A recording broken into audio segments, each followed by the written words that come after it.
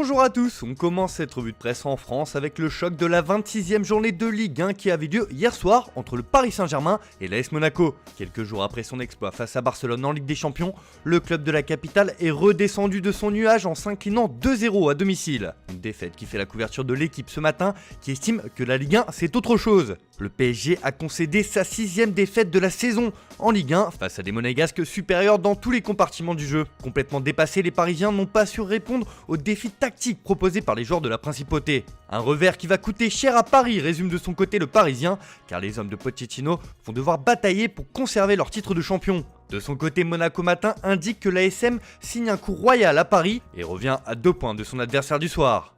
Le PSG lui reste à 4 points du LOSC, vainqueur hier de Lorient 4-1.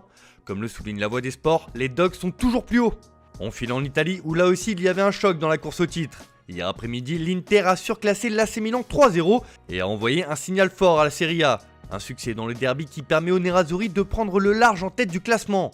Ce matin, la Gazzetta dello Sport se penche sur le super pouvoir de l'Inter et met en avant la prestation majuscule de Romelu Lukaku qui a cogné Zlatan Ibrahimovic avec un but et une passe décisive. Pour le Corriere dello Sport, c'est la fuite en avant pour le Scudetto.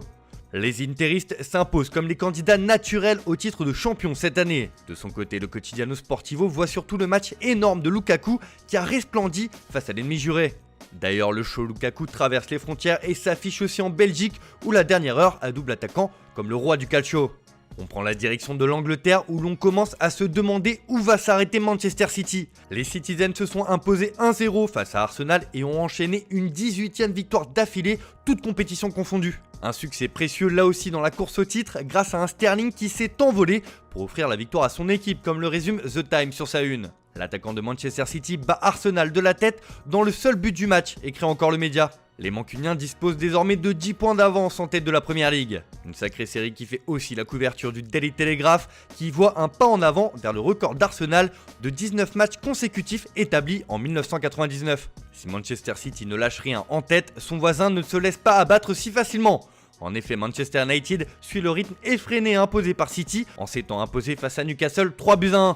D'ailleurs, pour le Manchester Evening News, United s'attaque à City et ne lâchera rien dans la course au titre. Les Red Devils croient en leur chance même s'ils comptent désormais 10 points de retard sur le leader. De son côté, le Daily Mirror met en avant le but salvateur de Daniel James qui a relancé son équipe. Une victoire importante et comme le souligne le tabloïd, qui fait du bien dans une période compliquée alors que le staff mancunien est touché par le Covid. En Espagne, les malheurs du FC Barcelone continuent.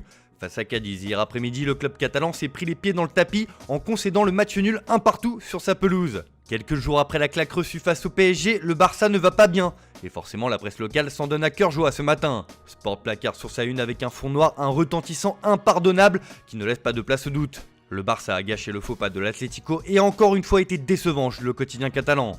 Les Blaugrana ont dominé sans succès et un autre pénalty absurde de l'anglais a précipité l'égalisation de Cadiz, pense le média. Impardonnable, un mot dur qui revient aussi en une du Mundo Deportivo qui estime que le Barça a jeté une victoire à portée de main. Avec 8 points de retard sur l'Atlético, Marca se demande si le Barça a dit adieu aussi à la Liga. Alors que pour As, ce Barça-là s'est simplement effacé de la course au titre. Bref, la presse espagnole attendait une réaction après la déroute en Ligue des Champions, mais ce Barça est peut-être plus gravement malade que prévu et la fin de saison risque d'être longue.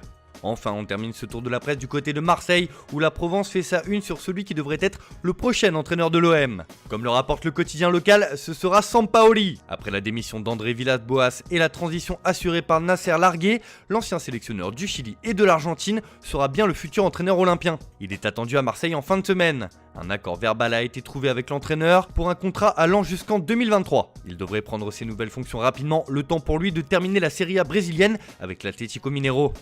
Voilà, c'est tout pour aujourd'hui, bonne journée à tous, on se retrouve dès demain pour une nouvelle vidéo sur Foot Mercato.